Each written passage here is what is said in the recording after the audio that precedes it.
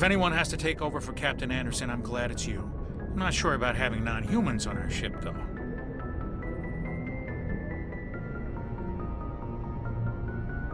We're all on the same team here, Presley. With all due respect, sir, that's what they said about Nihilus. Look how that turned out. Speak freely, Presley. I want to know if you have a problem with non-humans. It's not that, Commander. Humanity has always handled its own problems. Saren attacked one of our colonies. We should be the ones to stop him. We don't need their help. This is bigger than humanity.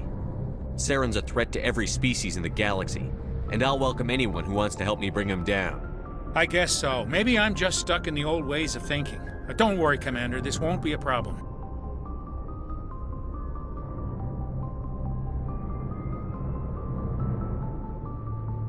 Carry on, Presley.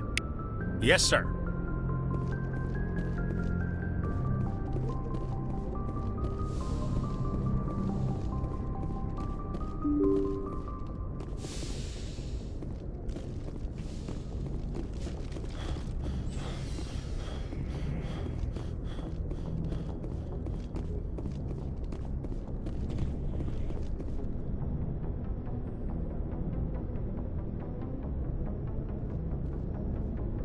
Anything you need, Commander?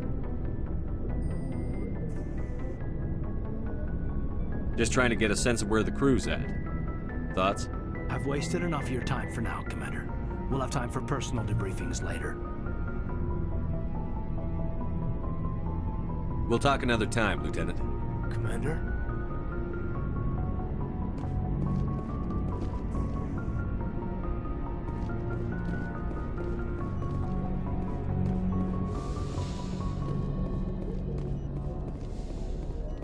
Yes, Commander? Is there something you need? I should go. Goodbye, Commander.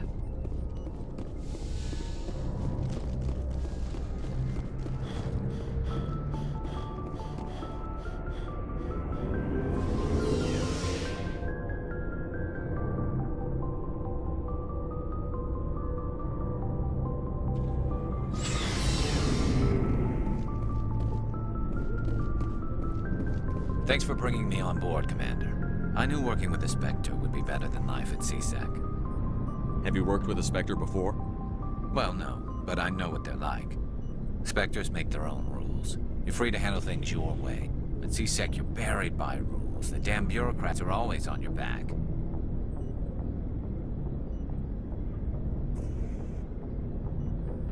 For the most part, the rules are there for a reason. Maybe. But sometimes it feels like the rules are only there to stop me from doing my work. If I'm trying to take down a suspect, it shouldn't matter how I do it, as long as I do it. But CSEC wants it done their way. Protocol and procedure come first. That's why I left.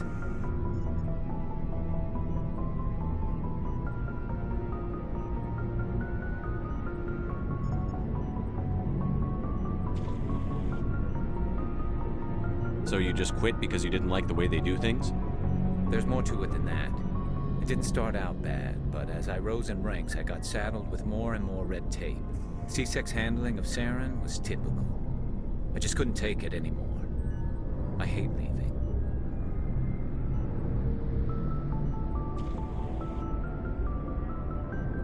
I hope you made the right choice.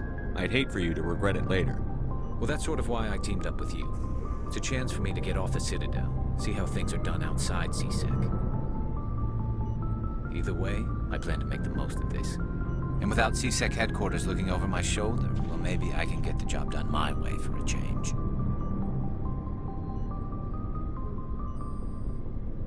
If getting the job done means endangering innocent people, then no. We get the job done right, not fast. Got it? I wasn't trying to. I understand, Commander.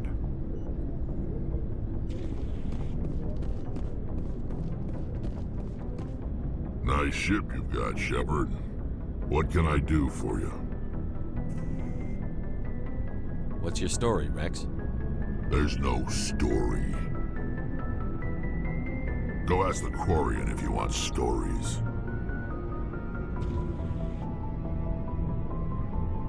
You Krogan live for centuries. Don't tell me you haven't had a few interesting adventures.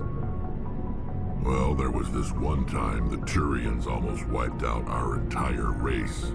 That was fun. They tried the same with us, but we fought them off. It's not the same. It seems pretty much the same to me. So your people were infected with a genetic mutation? An infection that makes only a few in 1,000 children survive birth? And I suppose it's destroying your entire species? I suppose it isn't all the same.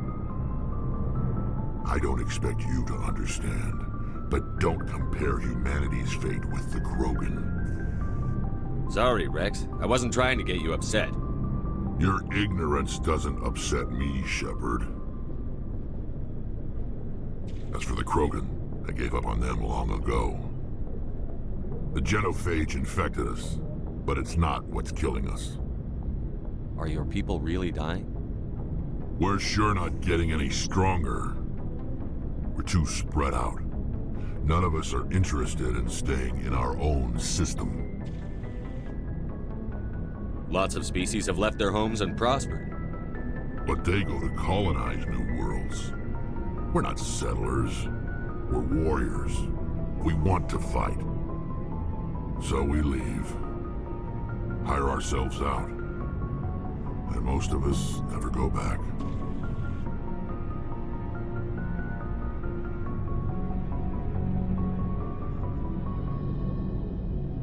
What can you tell me about the genophage? Ask the Solarians if you want details. They made it. All I know, it makes breeding nearly impossible. Thousands die in stillbirth, and most never get that far. Every Krogan is infected, every one, and no one's rushing to find a cure.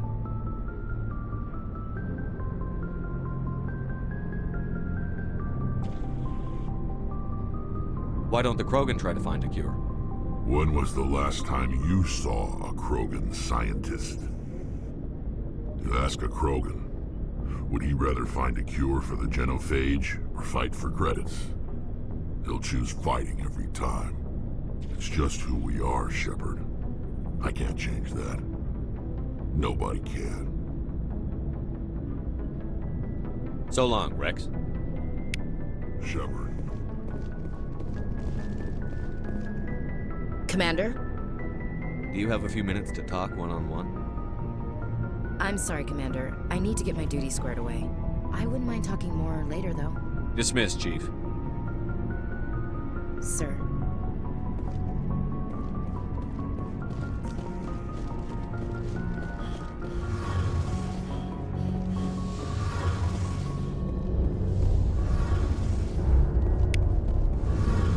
Hey, Commander, you know that Quarian, Tali?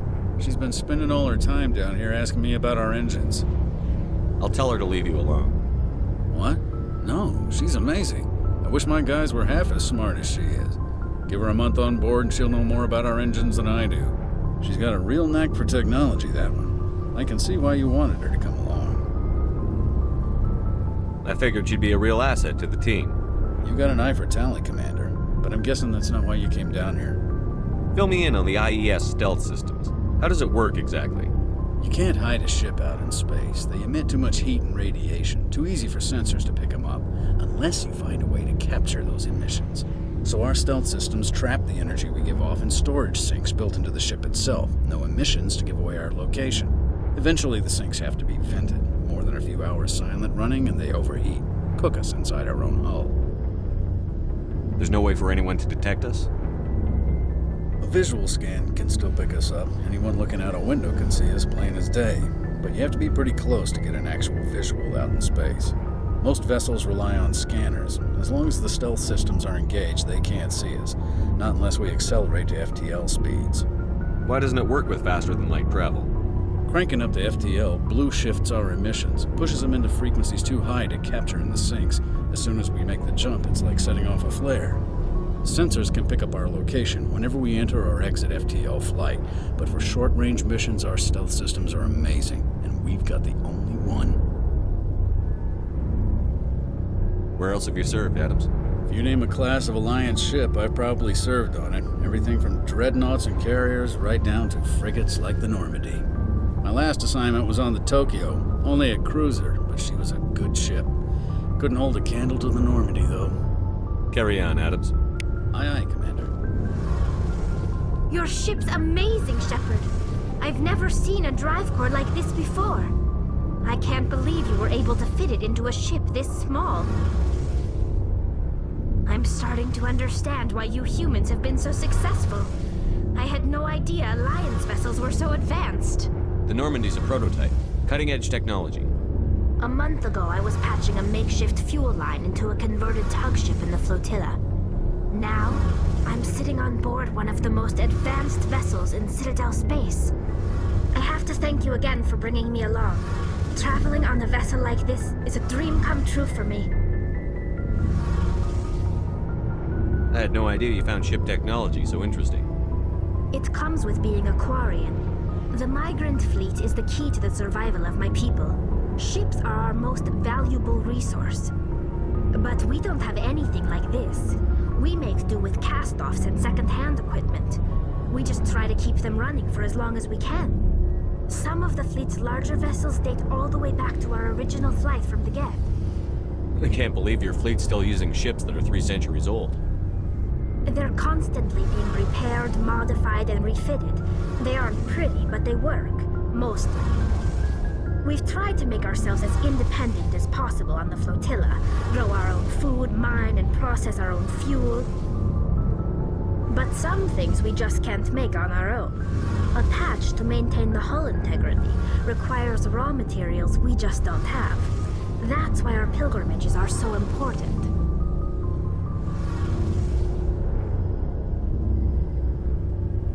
Tell me about your people. Our lives aren't easy. Resources are scarce, and we are constantly on the move. Everything we do must in some way contribute to the continuation of the migrant fleet. There are 17 million Quarians in the flotilla, and each of us relies on the others for survival. The bonds among my people are strong. Unfortunately, we have had to surrender many of the freedoms and civil liberties other species take for granted. What kind of freedoms? Well, it's illegal for parents to have more than one child. If our population grows too much, it would strain our resources to their breaking point. Of course, we also can't allow our numbers to become too few. If our population is in decline, the rule against single births is temporarily repealed. In extreme cases of population decline, incentives are even offered to encourage multiple births, though the Conclave hasn't had to take such measures in nearly a century. That's your government. The Conclave is our civilian branch of government. Each ship can elect a representative to serve on the Conclave and make decisions that affect the fleet as a whole. On matters that affect an individual ship, however, the captain has the final say. It's a tradition that dates back to the early days, when the fleet was governed by martial law. Fortunately, most captains nowadays are smart enough to have an elected council from their crew to give them advice and guidance.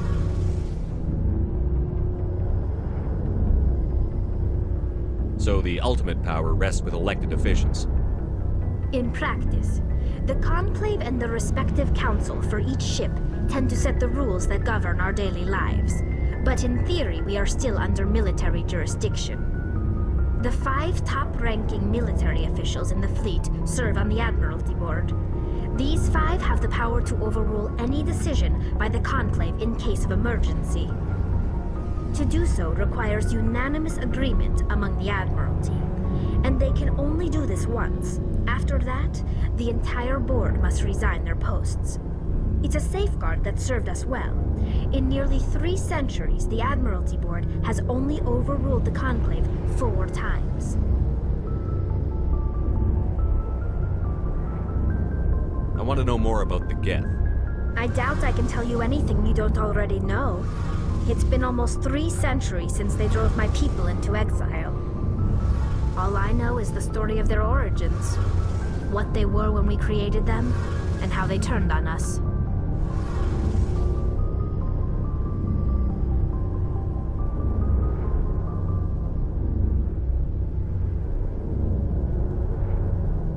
Interesting. The Geth were originally created to serve as an automated manual labor force. Initially, their intelligence was as limited as any VI.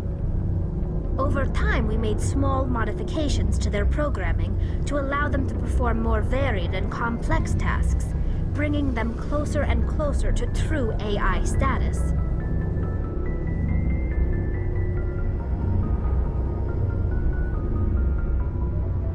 How come the Council didn't step in and stop you? This wasn't true AI research. We may have been skirting the bounds of the law, but we never did anything that was actually illegal. The changes were so insignificant, so gradual, that we were able to control them. Or so we thought. But one thing we underestimated was the power of the neural network. A million Geth thinking simultaneously created an inherently unstable matrix.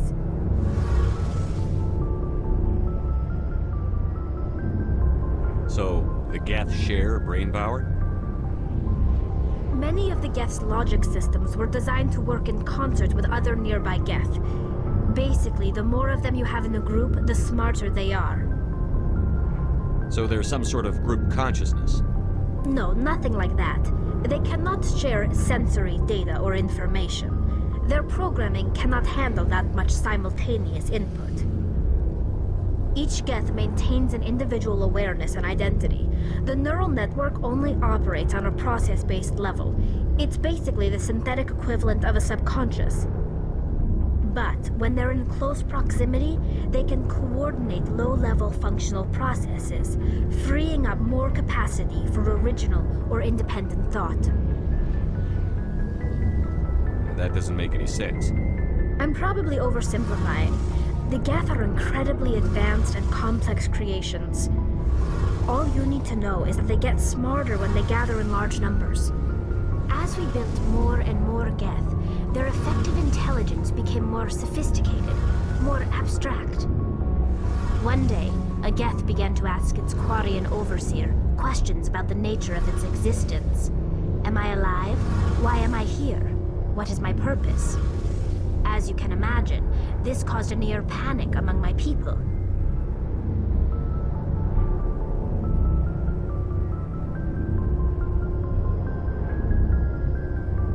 I don't see what's so bad about those questions. The Geth were created to engage in mundane, repetitive, or dangerous manual labor. That's fine for machines, but it won't satisfy a sentient being for long. The Geth were showing signs of rudimentary self-awareness and independent thought. If the Geth were intelligent, then we were essentially using them as slaves. It was inevitable the newly sentient Geth would rebel against their situation. We knew they would rise up against us, so we acted first. A general order went out across all Quarian-controlled systems to permanently deactivate all Geth. The Geth responded to this order violently.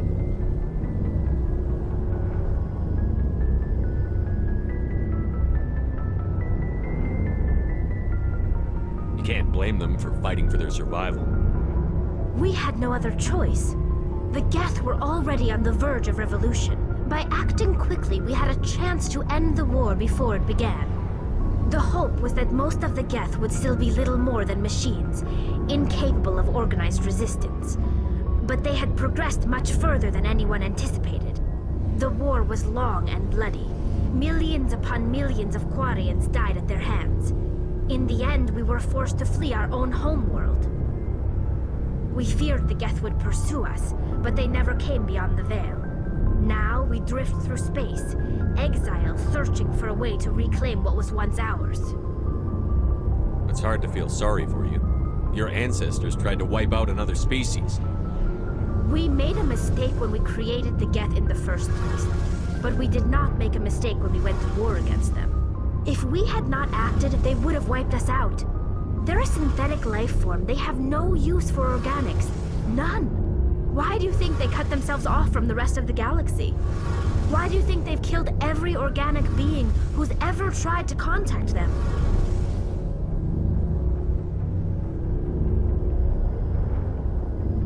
I didn't mean to offend you. I'm sorry. I didn't mean to get so worked up. Most Quarians tend to have pretty strong opinions about the Geth. I want to know more about the pilgrimage. When my people reach maturity, we leave our birth ships and seek acceptance with a new crew. It's necessary to maintain genetic diversity among the fleet. But no ship wants to accept someone who will be a burden on them. So, to prove our worth, we embark on a pilgrimage. We set out alone, leaving the flotilla and our families behind us. We only return once we have found something of value we can bring back to the fleet. This is presented as a gift to the captain of the respective ship we wish to join. If the gift is accepted, we are welcomed into the crew.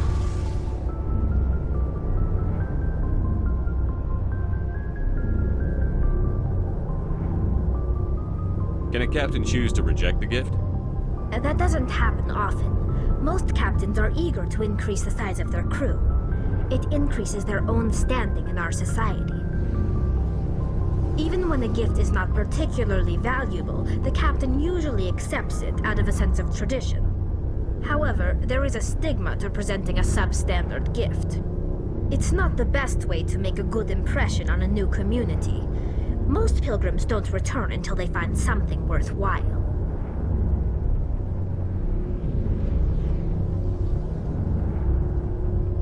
I can't believe they just send you off alone. It's not like they just cast us out. Before we leave, we are given lessons in how to survive outside the flotilla, and given gifts to help us on our journey. We also receive implants to fight off sickness and disease. Generations of living in an isolated and highly controlled environment have left our immune systems weaker than most. By the time we leave the fleet, we are well equipped for the pilgrimage. This is a rite of passage for all Quarians. If it were dangerous, our numbers would suffer. Virtually every pilgrimage ends with a triumphant return and the ritual presentation of the gift to one of the fleet's captains. I want to talk about something else. Like what? I should go. See you later.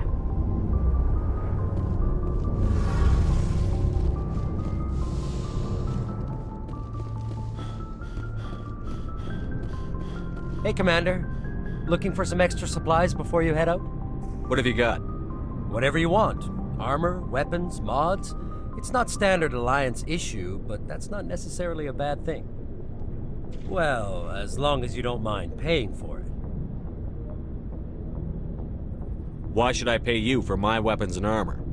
My stuff doesn't come from the Alliance. I have to purchase it myself, and it's not cheap. Hell, the licenses alone have set me back more than I'd like. But no licenses, no goods. Without the goods, I'm out of a job. What are licenses? Why do you need them? Manufacturers sell licenses. Each license allows me to buy and sell a certain brand of products.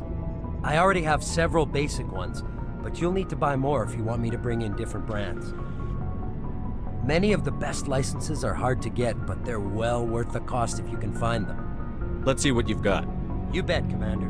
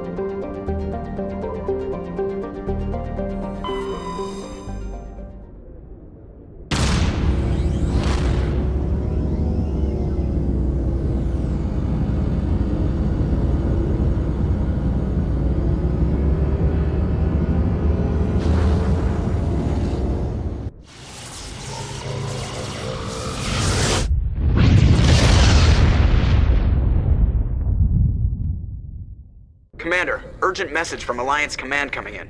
I'll patch it through. Shepard, this is Admiral Hackett from Alliance Command. We've got a situation here, and you're the only one that can handle it. What do you need, Admiral? There's an Alliance training ground where we test weapons and technology in live fire simulations. One of the VIs we use to simulate enemy tactics in the drills is no longer responding to our override commands. It's gone rogue. Are you telling me this computer is thinking on its own? We're not stupid, Shepard. This is a virtual intelligence, not a true AI. It's not self-aware, and it can't access any external systems. We didn't do anything illegal here.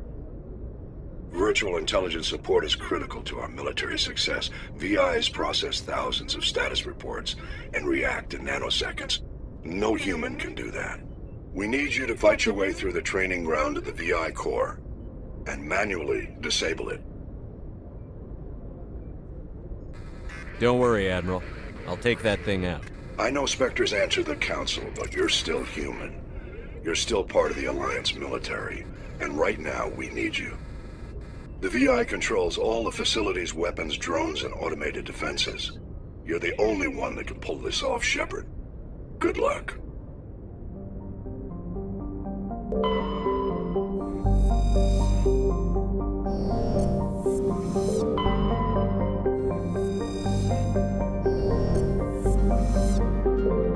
Commander, I'm picking up a signal from the planet's surface. It looks like an automated distress beacon.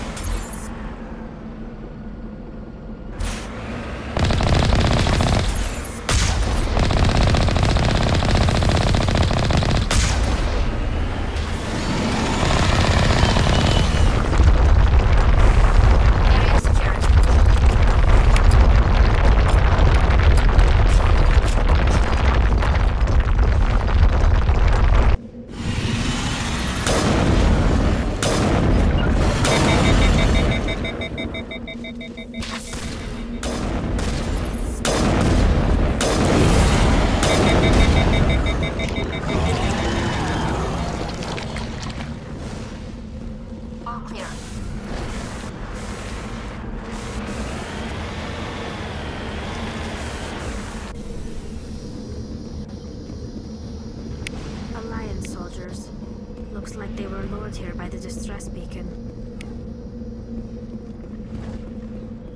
Looks like these men were under Admiral Kahuku's command. He'd want to know what happened here.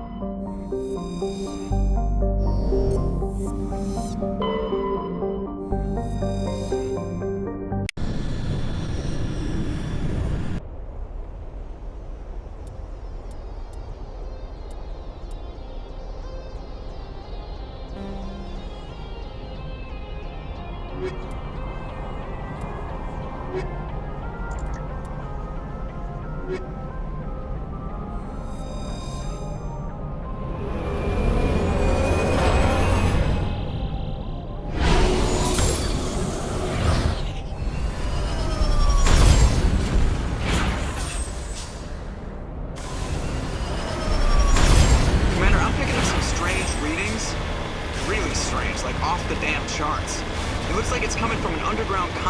few clicks away from the drop zone.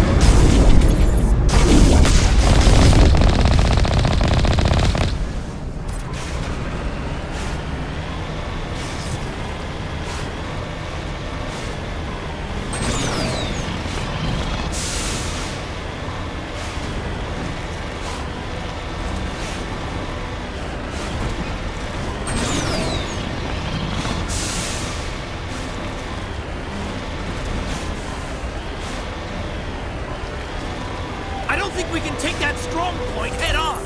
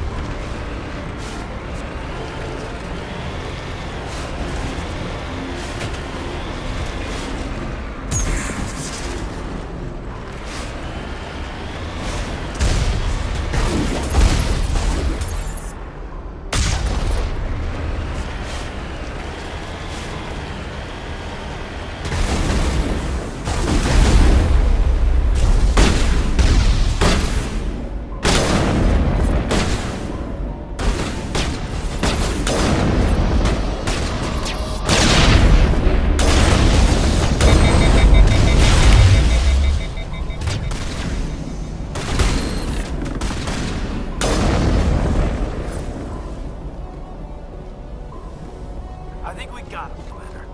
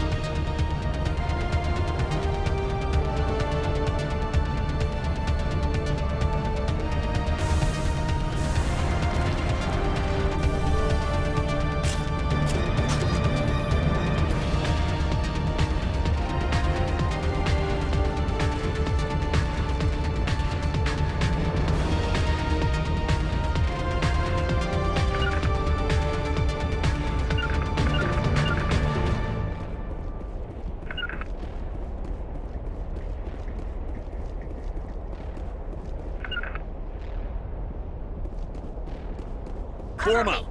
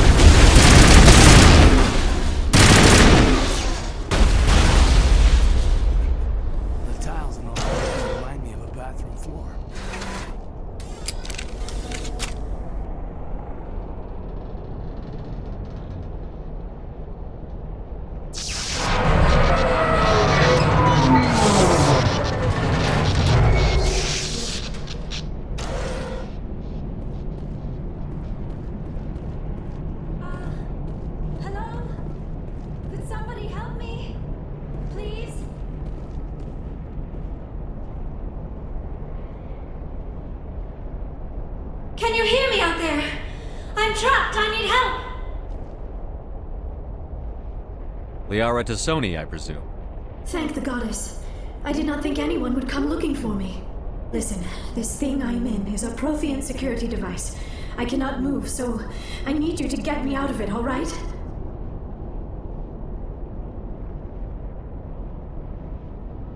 How'd you end up in there?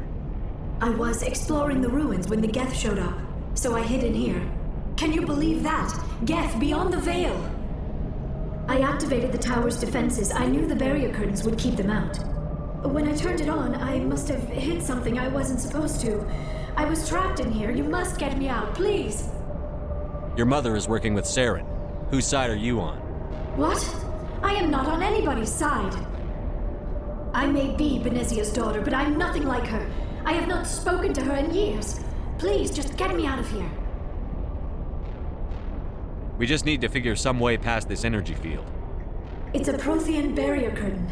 I knew it would keep me safe from the Geth. When I turned it on, I must have hit something I wasn't supposed to.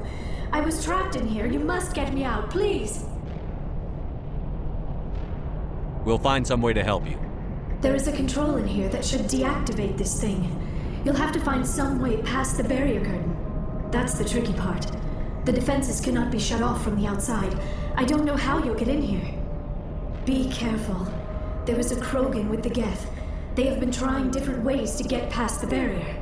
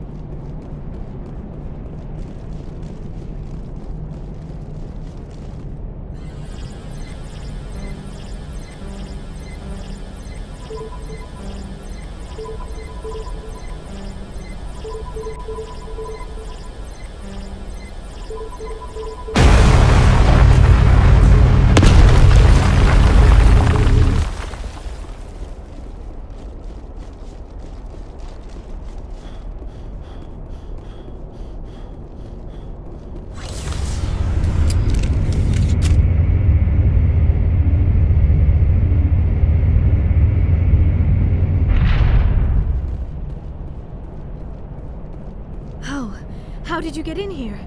I didn't think there was any way past the barrier. We blasted through with the mining laser. Of course. Yes, that makes sense. Please, get me out of here before more Geth arrive. That button over there should shut down this containment field.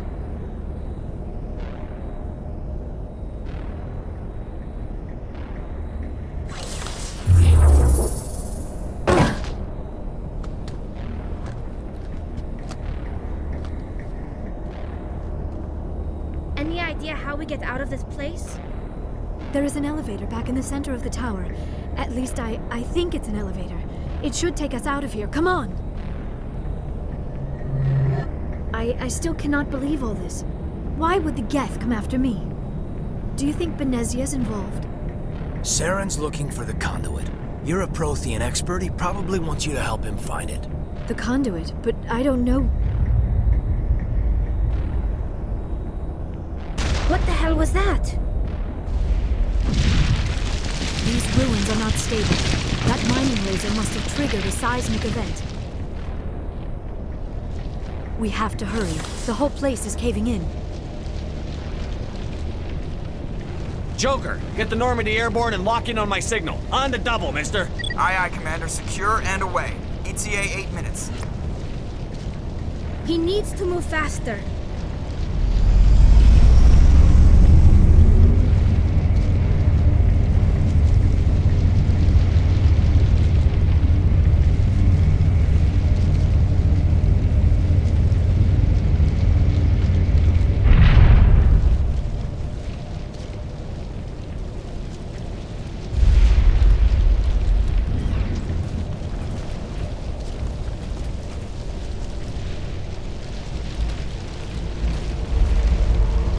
Surrender. Or don't. That would be more fun. In case you didn't notice, this place is falling apart. Exhilarating, isn't it? Thanks for getting rid of those energy fields for us. Hand the doctor over. Whatever it is you want, you are not getting it from me. She'll stay with us, thanks. Not an option. Saren wants her, and he always gets what he wants. Kill him. Spare the Asari if you can. If not, doesn't matter.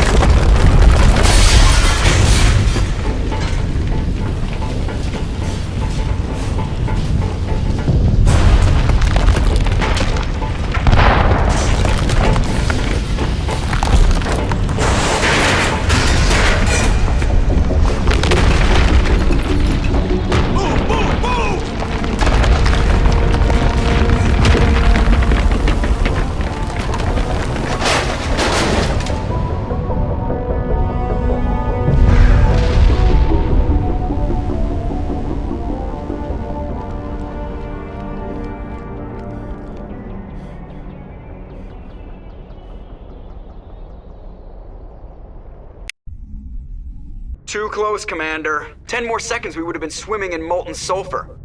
The Normandy isn't equipped to land in exploding volcanoes. They tend to fry our sensors and melt our hull. Just for future reference. We almost died out there, and your pilot is making jokes? It's a coping mechanism. You'll get used to it. I see. It must be a human thing. I don't have a lot of experience dealing with your species, Commander. But I am grateful to you. You saved my life back there, and not just from the volcano. Those Geth would have killed me or dragged me off to Saren. What did Saren want with you? Do you know something about the conduit? Only that it was somehow connected to the Prothean extinction. That is my real area of expertise. I have spent the past 50 years trying to figure out what happened to them.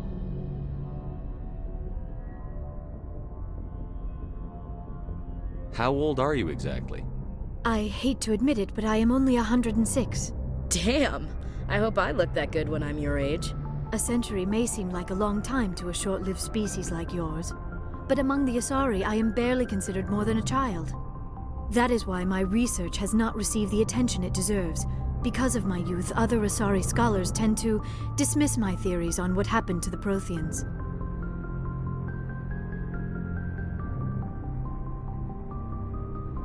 Did your research turn up anything interesting? What is interesting is what I did not turn up. There is remarkably little archaeological evidence of the Protheans, and even less that might explain why they disappeared. It is almost as if someone did not want the mystery solved. It is like someone came along after the Protheans were gone and cleansed the galaxy of clues. But here is the incredible part. According to my findings, the Protheans were not the first galactic civilization to mysteriously vanish. This cycle began long before them. Where'd you come up with this theory? I thought there wasn't any evidence. I have been working on this for 50 years. I have tracked down every scrap and shred of evidence. Eventually, subtle patterns start to emerge, patterns that hint at the truth. It is difficult to explain to someone else. I cannot point to one specific thing to prove my case. It is more a feeling derived from a half-century of dedicated research. But I know I'm right, and eventually I will be able to prove it. There were other civilizations before the Protheans. This cycle has repeated itself many times over. If the Protheans weren't the first, then who was? I don't know. There is barely any evidence on the Protheans, even less on those who came before them. I cannot prove my theory, but I know I am right. The galaxy is built on a cycle of extinction.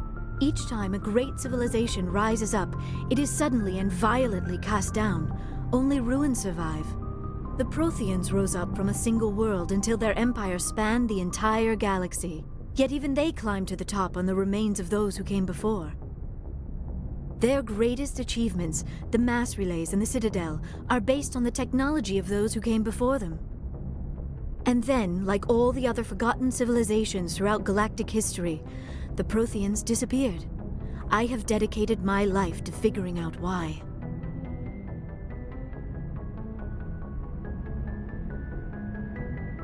They were wiped out by a race of sentient machines. The Reapers. The Reapers? But I have never heard of. How do you know this? What evidence do you have? There was a damaged Prothean beacon on Eden Prime. It burned a vision into my brain. I'm still trying to sort out what it all means. Visions? Yes, that makes sense. The beacons were designed to transmit information directly into the mind of the user. Finding one that still works is extremely rare. No wonder the Geth attacked Eden Prime. The chance to acquire a working beacon, even a badly damaged one, is worth almost any risk. But the beacons were only programmed to interact with Prothean physiology. Whatever information you received would have been confused, unclear. I am amazed you were able to make sense of it at all. A lesser mind would have been utterly destroyed by the process. You must be remarkably strong-willed, Commander. Okay, this isn't helping us find Saren or the Conduit. Of course, you're right. I am sorry, my scientific curiosity got the better of me. Unfortunately, I do not have any information that could help you find the Conduit, or Saren. I don't know why Saren wanted you out of the picture, but I think we'll be a lot better off if we bring you along. Thank you, Commander. Saren might come after me again. I cannot think of anywhere safer than here on your ship. And my knowledge of the Protheans might be useful later on. And her biotics will come in handy when the fighting starts. Good to have you on the team, Liara. Thank you, Commander. I am very grateful. Oh, I am afraid I am feeling a bit lightheaded. When was the last time you ate or slept? Dr. Chakwa should take a look at you. It is probably just mental exhaustion, coupled with the shock of discovering the Protheans' true fate. I need some time to process all this. Still, it could not hurt to be examined by a medical professional. It will give me the chance to think things over. Are we finished here, Commander? Go see the doctor. The rest of you, dismissed. Mission reports are filed, Commander. You want me to patch you through to the Council? Patch him through, Joker. Setting up the link now, Commander. We've received your report, Commander. I understand Dr. Tassoni is on the Normandy. I assume you're taking the necessary security precautions. Liara's on our side. The Geth were trying to kill her. Benezia would never allow Saren to kill her daughter. Maybe she doesn't know. Or maybe we don't know her. We never expected she could become a traitor. At least the mission was a success. Apart from the utter destruction of a major Prothean ruin. Was that really necessary, Shepard? The Geth were crawling all over those ruins. We were lucky to make it out alive. Of course, Commander. The mission must always take priority. Good luck, Commander. Remember, we are all counting on you.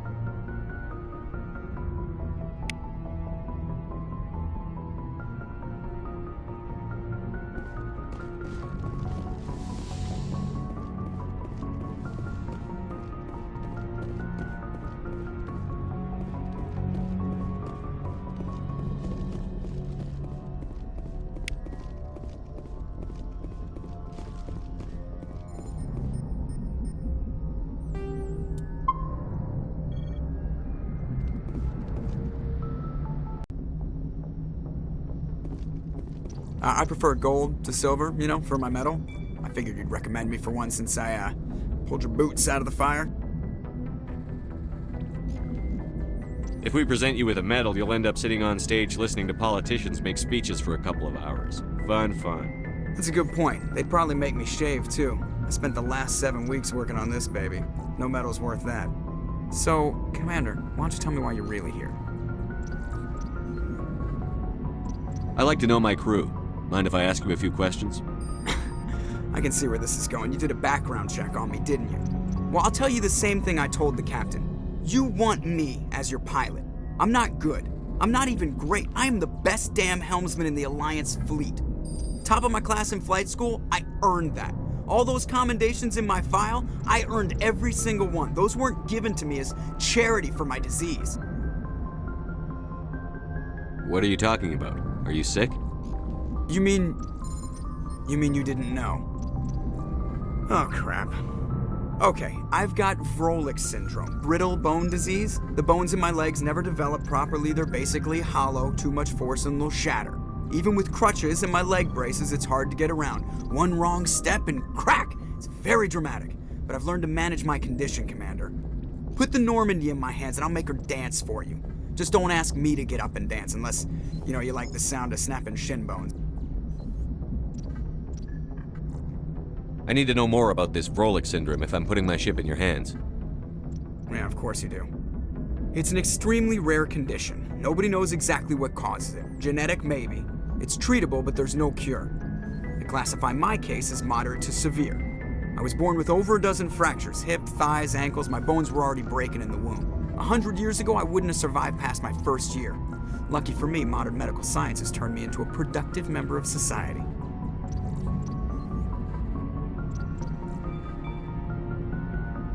You're not gonna break a bone trying to fly the ship, are you? I don't fly with my feet, Commander, so I'm fine as long as I'm in this chair. I gotta be real careful when I get up to take a piss, though. I can do my job as well as anyone on the ship. Better, actually. So don't worry about it. I'm not trying to make you uncomfortable. Let's talk about something else. Whatever you want, Commander. Why does everyone call you Joker? It's a lot shorter than saying Alliance Flight Lieutenant Jeff Moreau. Plus, I love to make little children laugh.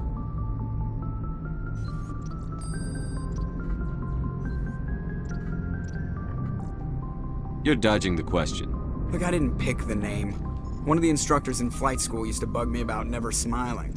She started calling me Joker, and it stuck.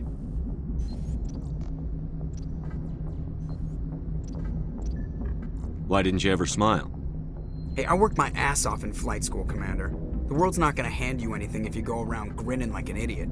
By the end of the year, I was the best pilot in the academy, even better than the instructors, and everybody knew it. They'd all got their asses kicked by the sickly kid with the creaky little legs. One guess who was smiling at graduation?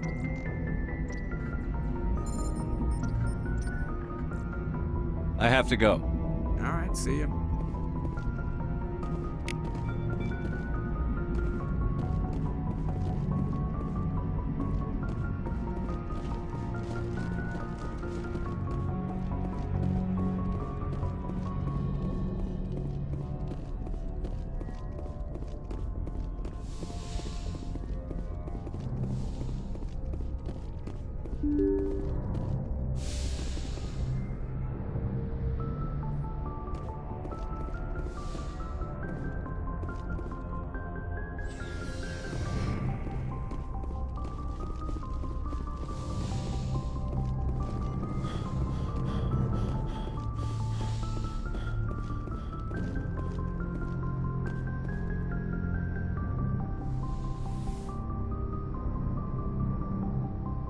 Commander, are you coming to check up on me? You look much better. How are you feeling? Dr. Chakwas assures me I am going to be fine. I was impressed with her knowledge of Asari physiology.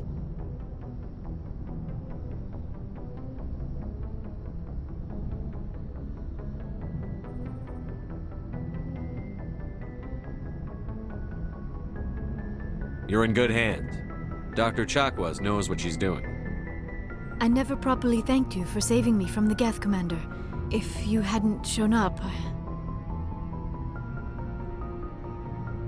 I'm just glad we got there in time. So am I. I know you took a chance bringing me aboard this ship. I have seen the way your crew looks at me. They do not trust me. But I am not like Benezia. I will do whatever I can to help you stop Saren. I promise. Don't worry, Liara. I trust you. I know you won't let me down. It means a lot to hear you say that, Commander. Thank you.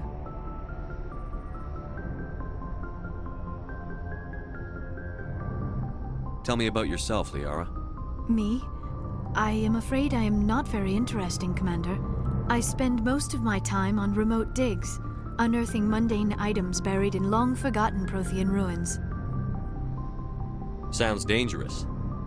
And lonely. Sometimes I would run afoul of indigenous life forms or stumble across a small band of mercenaries or privateers, but I was always careful. Until the Geth followed me to Artemis Tau, I never found myself in any situation my biotics could not handle. As for the solitude, well, that is one aspect that most appealed to me. Sometimes I just need to get away from other people. You don't like other people? I suppose it comes from being a matriarch's daughter. People expected me to follow in Benezia's footsteps. They wanted me to become a leader of our people. Matriarchs guide their followers into the future. They seek the truth of what is yet to come. Maybe that's why I became so interested in the secrets of the past. It sounds so foolish when I say it out loud. It sounds like I became an archaeologist simply to spite Benezia. You must enjoy something about it. I love my work. Seeking out history's lost secrets has a special appeal for me. You were actually touched by working Prothean technology. That is why I find you so fascinating, Commander.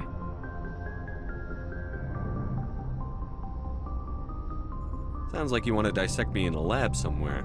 What? No, I did not mean to insinuate. I never meant to offend you, Shepard. I only meant that you would be an interesting specimen for an in-depth study. No, that's even worse. Calm down, Liara. I was only joking. Joking? Oh, by the goddess, how could I be so dense? You must think I am a complete and utter fool. Now you know why I prefer to spend my time in the field with data disks and computers. I always seem to say something embarrassing around other people. Please, just pretend this conversation never happened.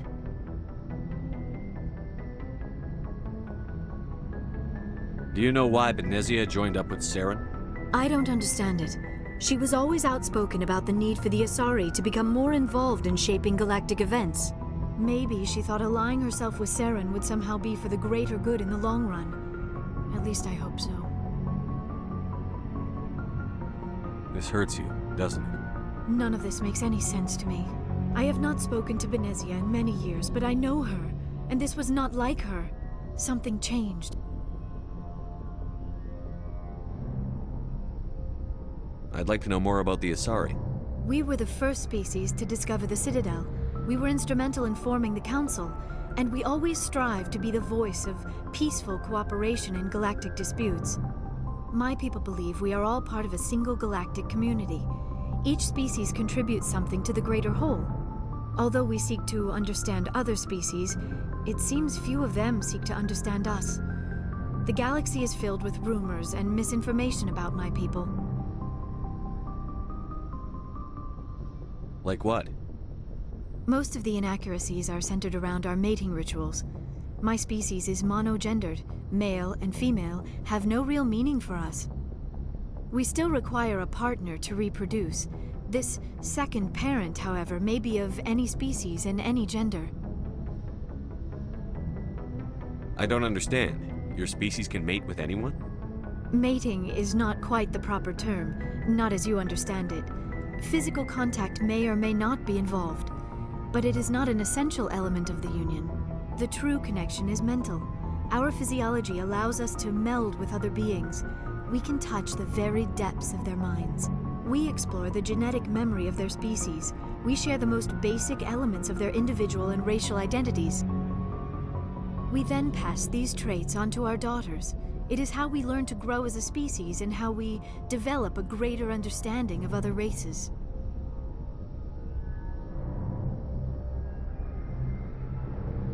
What happens to your partner after the union? Every relationship is different. Some unions are a single encounter with both parents parting ways afterwards. Others can be more long-term. Sometimes an Asari and her partner will stay together for many decades. Do you know who Matriarch Benezia chose as her partner? She rarely spoke of her partner.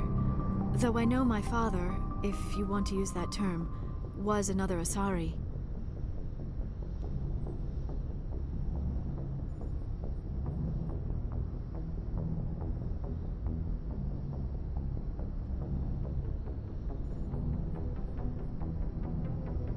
Benezia never told you her partner's name? Union with our own kind is no longer common, not for the purposes of reproduction. Most Asari believe it weakens our species. Asari daughters inherit racial traits from the father species. If both parents are Asari, then nothing has been gained, or so conventional wisdom would hold. I am what is sometimes called a pureblood, though no Asari would ever be cruel enough to say the word to my face. It is a great insult among my people. It is possible Benezia's partner was embarrassed by their union. She may have been too ashamed to publicly acknowledge me as her offspring.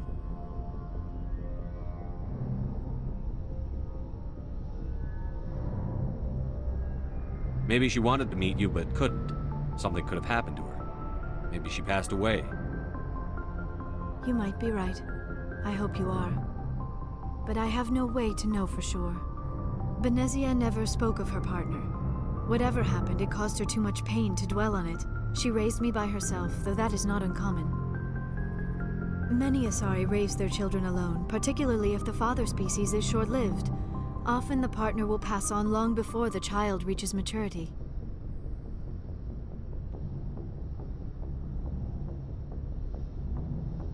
You Asari live for 1,000 years.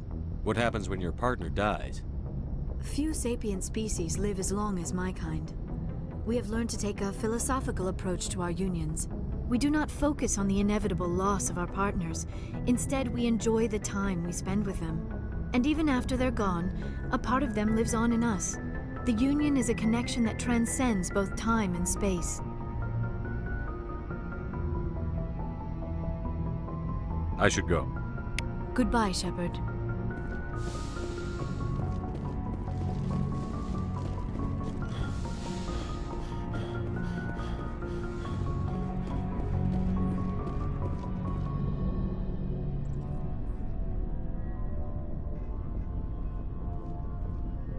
Anything you need, Commander? Just trying to get a sense of where the crew's at. Thoughts? Is this an official evaluation, Commander? Or off the record? Kalenko, when it's just you and me, you can consider it off the record. That's a generous attitude. Okay. I think there's something wrong with all this. This Saren is looking for records on some kind of galactic extinction, but we can't get backup from the Council? Sorry, Commander. There's writing on the wall here, but someone isn't reading it. The Council doesn't want to believe anything's wrong. I'd call it human nature, but... I hear you. It just seems like a group that's been around as long as the Council should see this coming. Sorry if I got too informal. Protocol wasn't a big focus back in Bot. Tell me about it. Biotic acclimation and temperance didn't last past the airlock. To the kids they hauled in, it was brain camp. Sorry, hauled in is unkind. We were encouraged to commit to an evaluation of our abilities so an understanding of biotics could be compiled. There are worse results of accidental exposure to Element Zero in the womb. Leads to brain tumors some kids grew up with. Is there some question about how you were exposed? My mother was downwind of a transport crash. It was before there were human biotics, a little after the discovery of the Martian ruins. It only gets iffy around 63 when Kinetics was running out of first-gen subjects. Until then, they'd relied on accidentals. A bunch of guys in suits show up at your door after school, and next thing you know, you're out on Jump Zero. Jump Zero is a long way from home. What was it like? The grand gateway to humanity looks a lot better in the vids. But that's my own baggage, Commander. No bearing on this.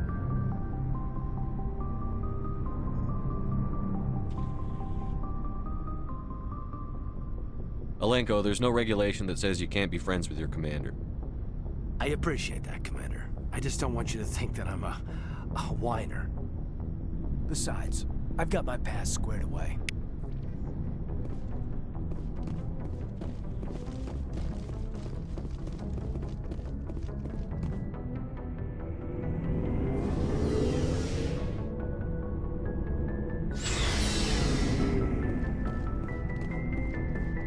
Looking for supplies? Let's see what you've got. You bet, Commander.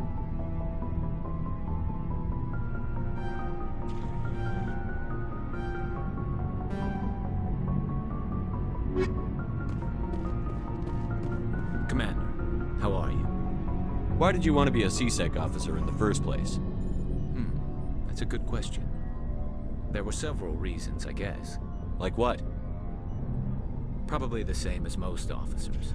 I wanted to fight injustice, wanted to help people. I guess my father had something to do with it too. He was CSEC, one of the best.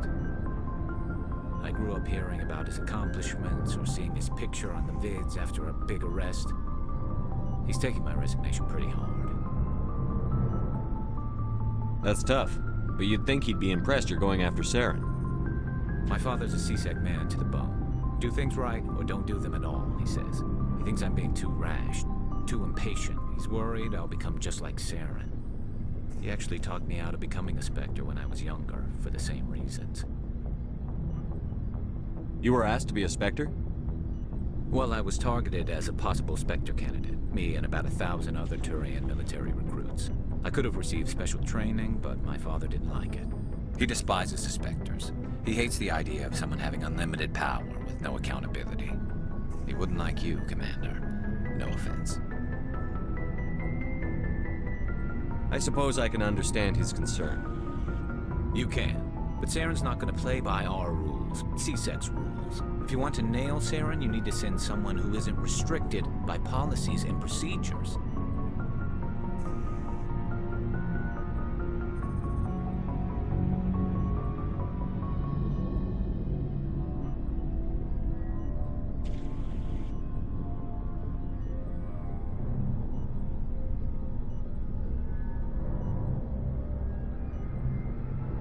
You're a quick learner, Garrus. We'll beat him at his own game. It's the only way to stop someone like him. I'm right behind you, Commander. Commander, you have a minute to talk? I keep an open-door policy. If you have any concerns, lay them on me. All right. I know things are different aboard the Normandy, but I'm concerned about the aliens, Vakarian and Rex. With all due respect, Commander, should they have full access to the ship? They may not serve the Alliance, Chief, but they're allies. At least as far as Saren goes. This is the most advanced ship in the Alliance Navy. I don't think we should give them free rein to poke around the vital systems. Engines, sensors, weapons.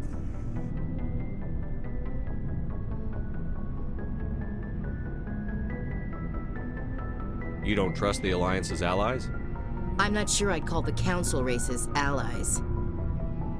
We, humanity, have to learn to rely on ourselves.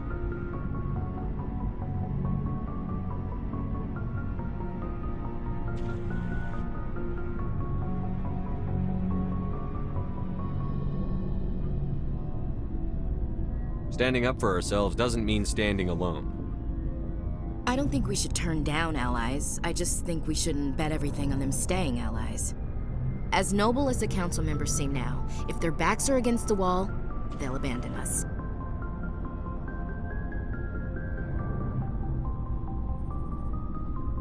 The Council's had a grudge against us since the First Contact War. I don't think it's a grudge. I think it's... Look, if you're fighting a bear and the only way for you to survive is to sick your dog on it and run, you'll do it. As much as you love your dog, it isn't human. It's not racism, not really. Members of their species will always be more important to them than humans are.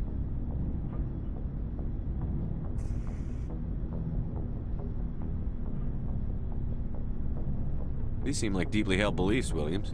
What made you think this way? My family's defended the Alliance since it was founded.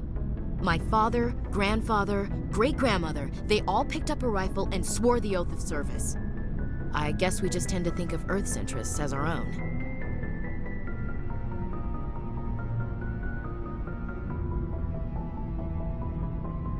It doesn't sound like you've worked with aliens before. No, sir. Mainly I've been groundside, part of the surface garrison forces. I did get a rotation on a space station for training. Every Marine a rifleman, every rifleman ZG certified.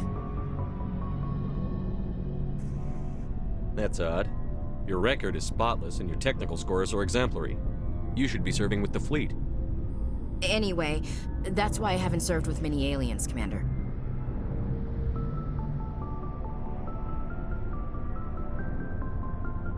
I come from a military family too. My parents were both Navy. Anybody in your family we might know? Couldn't say, Commander.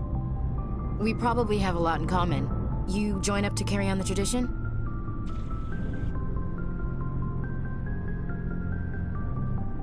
No. The future of humanity is out here. There's so much we haven't seen yet. Yeah. I still remember my first field exercise on Titan. When we hit mud, the reality hit me. I'm the first person who ever stood here. Then my drill instructor kicked me in the ass. I went face first into the muck. He spent the next 5 minutes chewing me out for gold breaking.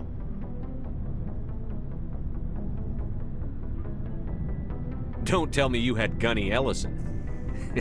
He's the only one I know who uses that word to describe shirking duty. Oh, Lord. You went to the Makapog boot camp, too? Yeah. Gunny Ellison's still reaming out recruits down there. Kicking ass and using words like inveigle and pusillanimous.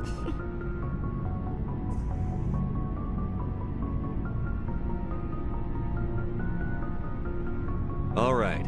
I can see where your concerns are coming from, Williams. But this is a multilateral mission. You're going to have to work with aliens, like it or not. It won't be a problem, Commander. You say jump, I say how high. You tell me to kiss a Turian, I'll ask which cheek.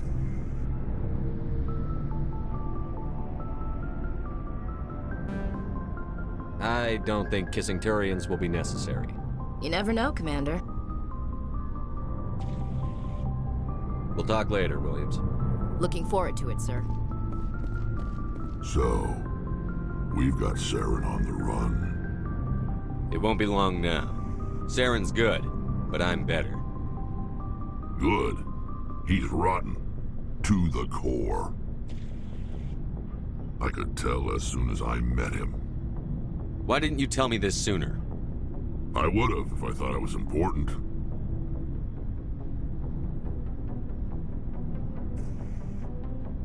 I think I'd like to hear about it just the same. This was a while ago. A bunch of mercs were bragging about a job out near the edges of the Terminus systems. They said it paid well and the boss was never around to ride them. They said he was looking for more men, too. So I checked it out. I didn't know Saren was openly recruiting mercs. It wasn't that open, and he only showed his face once. We'd been raiding ships in the area for months when we took out this massive cargo freighter. Our biggest haul yet. I was on board checking bodies for valuables, looking for some extra credits. That's when I saw him.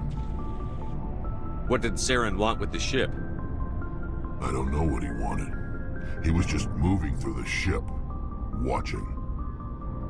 A couple of the mercs called him by name, but he never spoke to them. Never spoke to anyone. I had a really bad feeling about him, so I got the hell out. didn't even wait to get paid. What kind of cargo was the freighter carrying? What was Saren after? I don't know. All I saw on that ship was food and medical supplies. There were some basic weapons, but nothing big. If there was anything of value on that ship, I didn't see it. That's why I didn't mention it sooner. Whose ship was it? There was a Volus trading vessel. Big one. Lots of guards. But they were no match for us. That's the only time you saw him? Yeah. Didn't even know who he was. Still wouldn't if I hadn't joined up with you. But my instincts were right. Every other merc on that mission turned up dead within a week. Every damn one. So long, Rex. Shepard.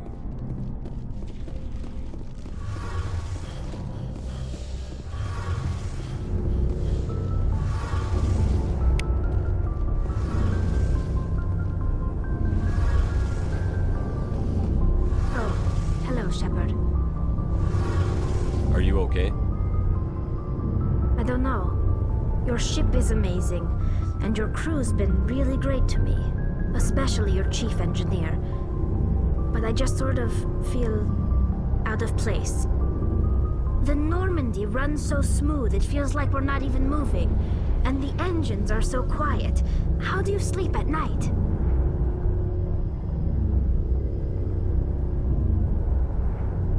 The silence wakes you up? Back on the flotilla, the last thing you want to hear is silence. It means an engine's died or an air filter shut down. I guess you don't have to worry about that here. But old habits die hard. But it's more than just the silence. This ship feels so empty. It's like half the crew is missing. Back home, I couldn't wait to go on my pilgrimage. I couldn't wait to get away from the crowds. Now that I'm out here, I kind of miss them.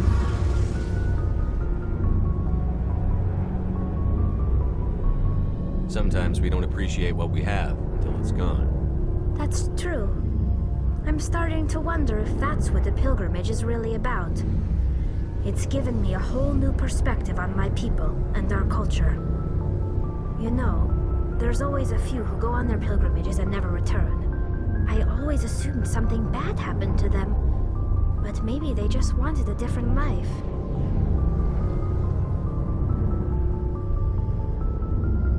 You do plan to return to the migrant fleet, right?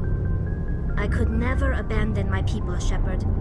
I will go back eventually, but we have to stop Saren first. Otherwise, I might not have a home to go back to. I should go. See you later.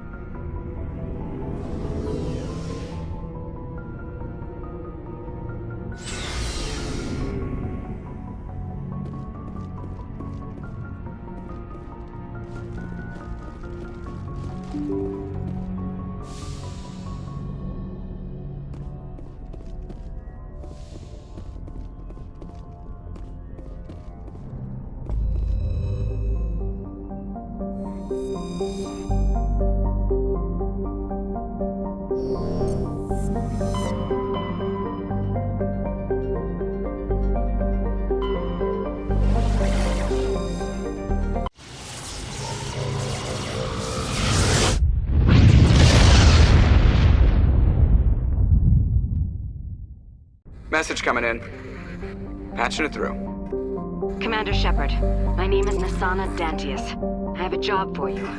I can't say any more in an unsecured communication. If you're interested in hearing my offer, meet me on the Citadel so we can talk in person. I'll be waiting in the Diplomat's Lounge on the Presidium.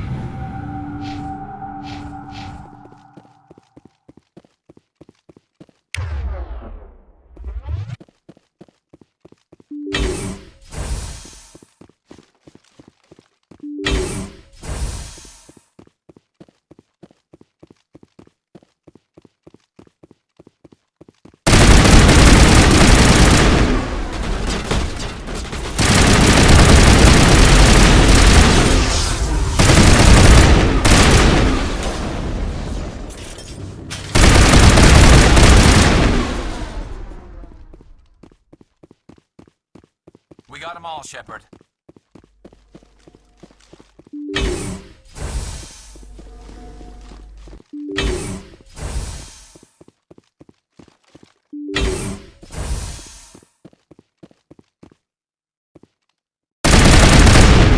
Engaging target.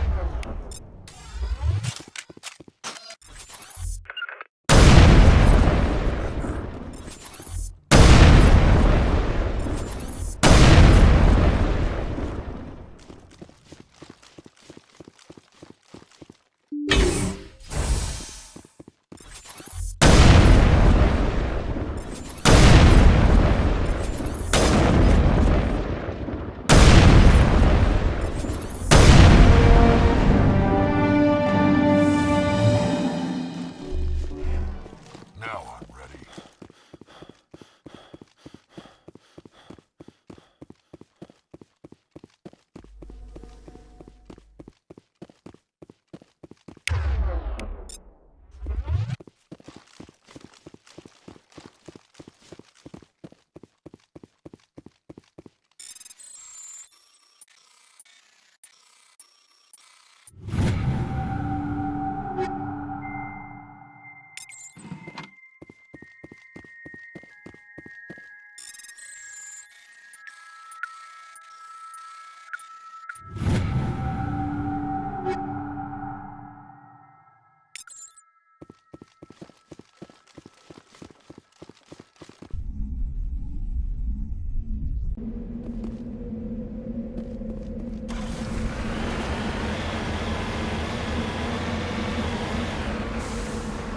Heading to position.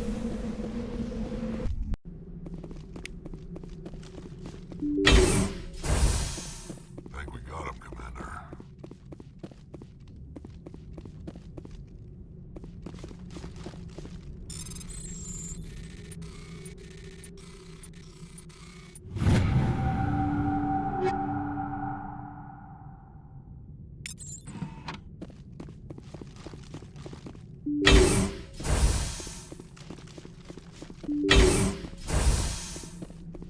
Take him out!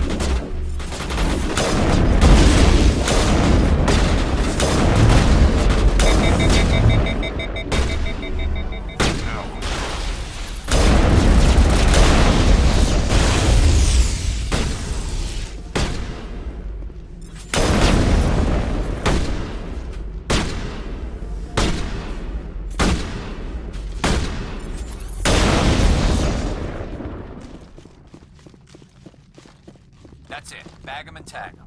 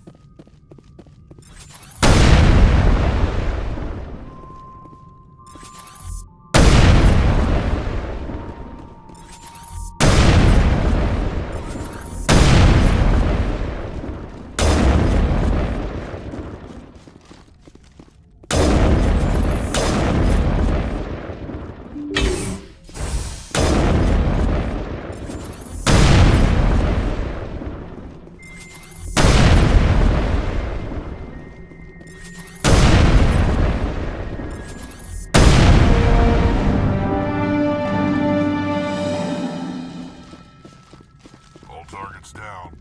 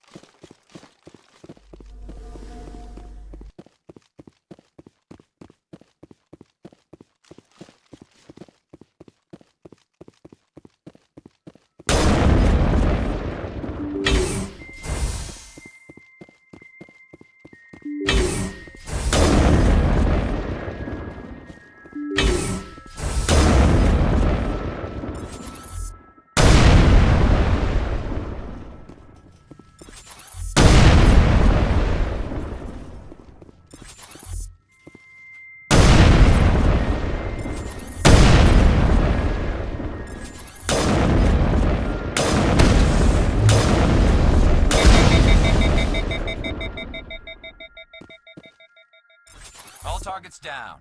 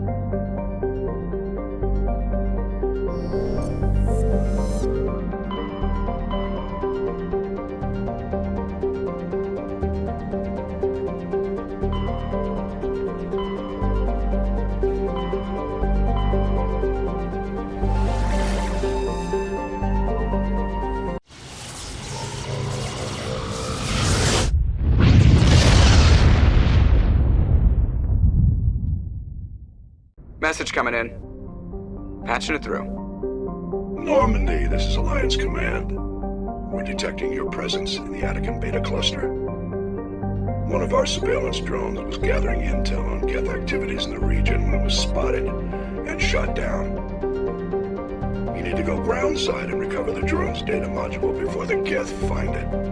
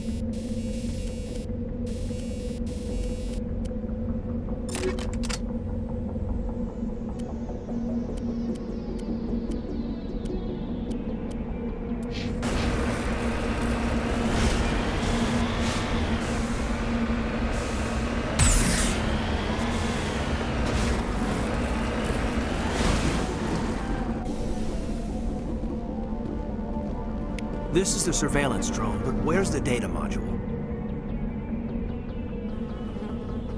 Guess we're doing this the hard way.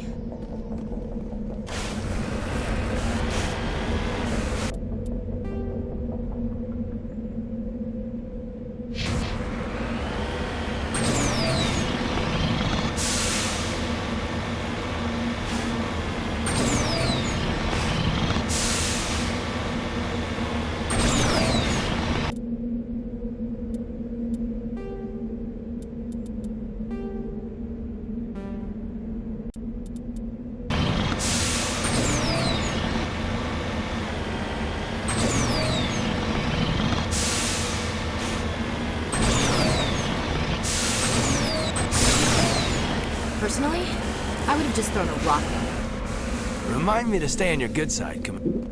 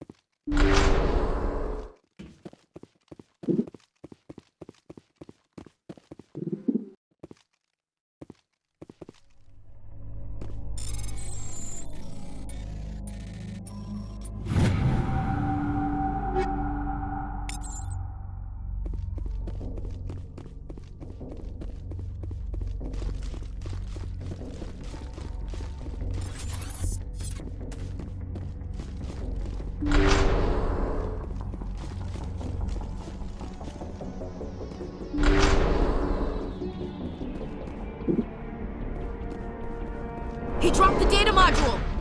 It's a miracle the data module's still intact. Joker can transmit this info to Alliance Command.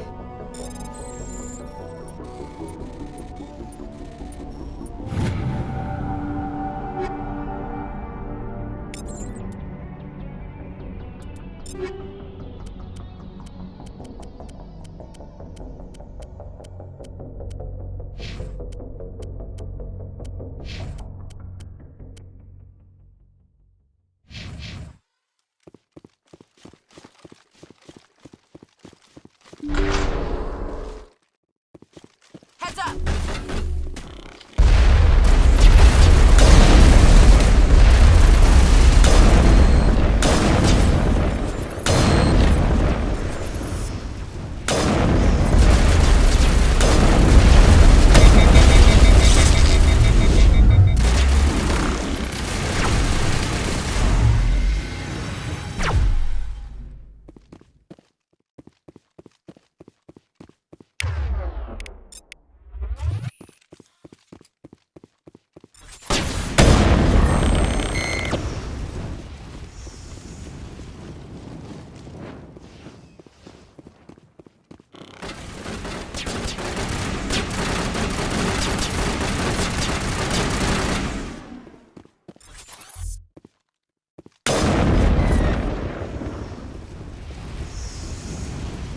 Perimeter clear.